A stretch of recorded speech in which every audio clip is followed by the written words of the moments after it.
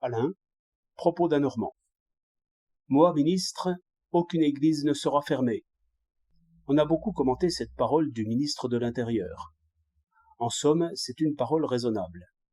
Je n'aime pas le catholicisme, et ce n'est pas faute de le bien connaître, car à l'âge de 10 ans, je répondais à la messe.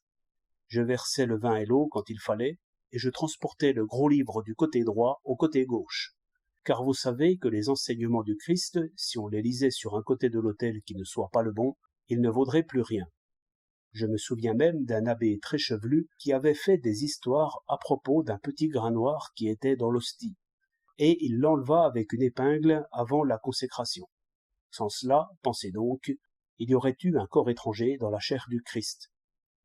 Ces enseignements et d'autres, qui avaient pour objet de faire de moi un bon catholique, m'ont tout justement détourné du catholicisme.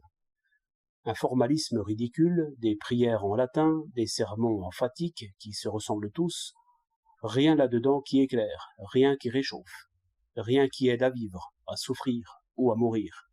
La seule chose que sait faire un prêtre, c'est effrayer un enfant ou un vieillard avec des histoires de diable et de cimetière.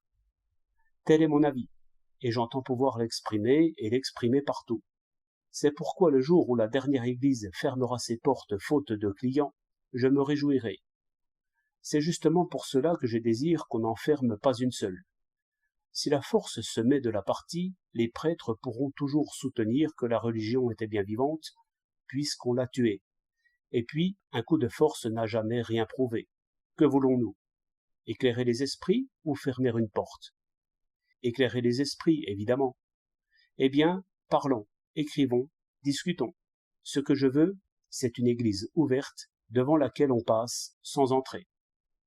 La sottise est une prison dont chacun doit s'évader seul et par ses propres moyens. 13 octobre 1906.